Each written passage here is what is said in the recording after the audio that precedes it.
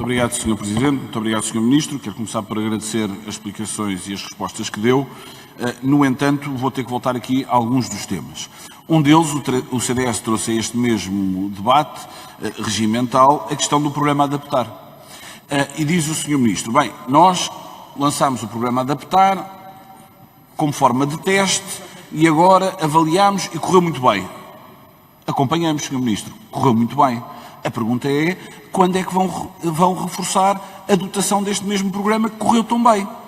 E quanto é que vão fazer de dotação, em termos de aumento, uma vez que o programa é o único programa que o Governo tem a fundo perdido de apoio às empresas. Depois, uma outra nota em relação à taxa de desemprego.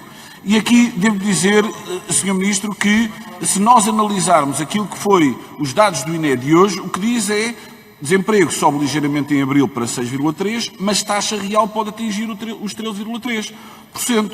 Porquê? Porque há que pensar também nas questões do layoff e naquilo que será depois o seu impacto a seguir, na não renovação de contratos, designadamente no setor do turismo, e, portanto, ainda bem que os dados, estes números só sobem ligeiramente, mas é preciso olhar para todos os dados que saíram hoje do INE. Depois, em relação às transferências das cadeias de valor que se estão a transferir da Ásia para a Europa. A pergunta é muito simples. O ICEP teve mais 7 investimentos. É positivo, ainda bem, isso é bom para o país. A pergunta é se há programas de incentivos ou não específicos durante este mesmo período.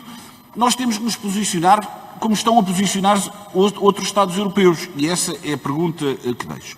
Depois, uma outra questão em relação ao turismo, já foi aqui abordada, que é a questão dos corredores turísticos aéreos. Isto é importante. O que é que o Governo está a fazer?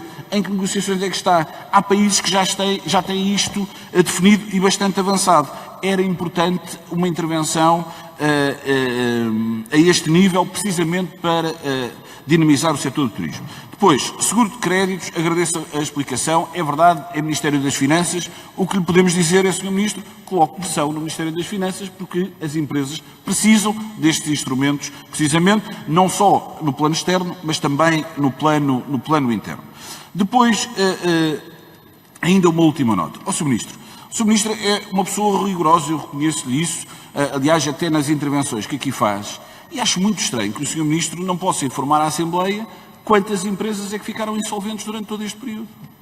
Seguramente o Sr. Ministro tem esses dados e era importante que o Parlamento soubesse, precisamente nesta fase, que impacto negativo é que isso teve. Isso não dá gosto para ninguém, como é evidente, mas quando nós temos que fazer uma avaliação daquilo que é o Estado hoje, o estado das empresas e aquilo que é o futuro, nós temos que ter um diagnóstico, uma radiografia, uma fotografia daquilo que é o estado da nossa economia. Depois, ainda só mais duas notas. Eu coloquei há pouco uma pergunta que tinha a ver com o investimento que a Alemanha está a fazer diretamente, o governo alemão, que até diz que é uma locomotiva para retomar a economia alemã. Cerca de 950 mil milhões de euros que vão fazer de injeção direta na economia, fora aquilo que é o fundo de recuperação. No fundo, o que a Alemanha está a fazer é estar a preparar as suas empresas precisamente para essa mesma retoma. E coloquei duas perguntas muito específicas. A primeira é: quanto é que o Estado investiu até agora? Quanto é que teve de gastar até agora com a pandemia? E quanto é que vai investir? Quanto é que, à semelhança daquilo que outros Estados europeus estão a fazer, estou a dar o exemplo da Alemanha, o que é que vai fazer? Por outro lado, o Fundo de Recuperação Europeu e estes 26 mil milhões terão condicionalismos necessariamente. Há condições, vai haver regras. Não sabemos ainda se não vão ser exigidos impostos europeus. Não sei se o Sr. Ministro poderá avançar alguma coisa ou não relativamente a essa matéria, mas isto, o dinheiro que vem, seguramente terá condições e terá regras. E há um outro debate que tem que ser feito, e o Sr. Ministro falou aqui, e temos que fazer esse debate, Governo, partidos políticos, parceiros sociais, em conjunto também com a Europa, que é onde é que nós vamos gastar este dinheiro, não repetindo os erros que, infelizmente, foram cometidos no passado. Por último, em relação ao selo criado Clean and Safe, Parece-nos uma boa iniciativa relativamente ao turismo, para gerar confiança também ao consumidor, aos turistas. Isso é positivo. Agora, a pergunta que eu coloco é que fiscalização é que depois vai ser feita? Porque da leitura que fazemos, e pode ser errada, admito isso, e vou já terminar, Sr. Presidente, é que este selo e este pedido é feito quase de uma forma automática. E, portanto, se ele é feito de uma forma automática, convinha que o próprio Estado assegurasse mesmo este clean and safe do selo nas entidades turísticas que vão ter este mesmo selo. Muito obrigado, Sr. Sobre a questão da taxa de desemprego. Bom, o Sr. Deputado João Gonçalves Pereira falou da taxa de desemprego em abril ser 6,3%, mas existe o tema do layoff. Layoff, como é que deve ser contabilizado? Em qualquer caso, eu julgo que aquilo que podemos dizer é os trabalhadores que estão em layoff têm o seu contrato de trabalho em vigor. Quando foi a renovação do layoff, menos trabalhadores estão em layoff. Ou seja, em maio, no final de maio, temos menos trabalhadores em layoff que estão empregados do que no final de abril. O ritmo de crescimento do desemprego, os números para maio ainda não são conhecidos, mas os números provisórios que já vamos vendo, é que o ritmo de crescimento do desemprego diminuiu em maio. Aliás, isso mesmo é aquilo que os inquéritos às empresas vão denotando. O índice de emprego, de remunerações e de horas trabalhadas melhoraram durante o mês de maio relativamente ao mês de abril. Portanto, acho eu que as coisas são boas. Não são boas. Aquilo que penso, em qualquer caso, é que são menos más do que aquelas que figurávamos há um mês atrás.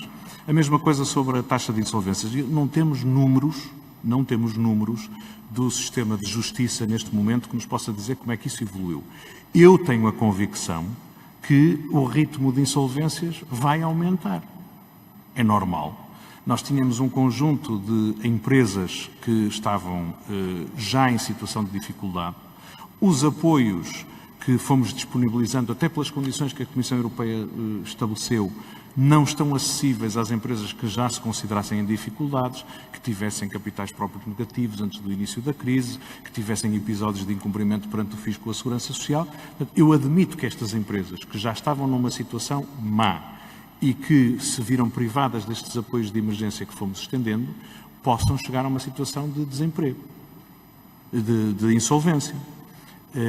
E eu acho que temos que estar preparados para amparar as situações sociais que resultam dessas insolvências e, sobretudo, estimular a economia para que, crescendo tão depressa quanto possível, possa evitar que mais empresas se coloquem nessa situação.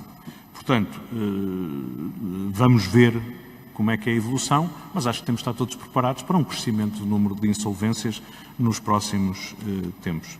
Sobre a questão dos corredores turísticos aéreos, como eu já referi anteriormente, estamos em discussões muito adiantadas com a Alemanha. Iniciámos a semana passada as negociações ao nível do Ministério dos Negócios Estrangeiros com o Foreign Office britânico, no sentido também de estabelecer isto. Não há um caso, respondendo à questão do Sr. Deputado Cristóvão Norte, não temos uma situação de dizer é preciso testar ou não testar. Aquilo que os Estados-membros estão a discutir é como é que podemos restabelecer operações aéreas em função daquilo que é o estado de contenção da pandemia nos vários destinos.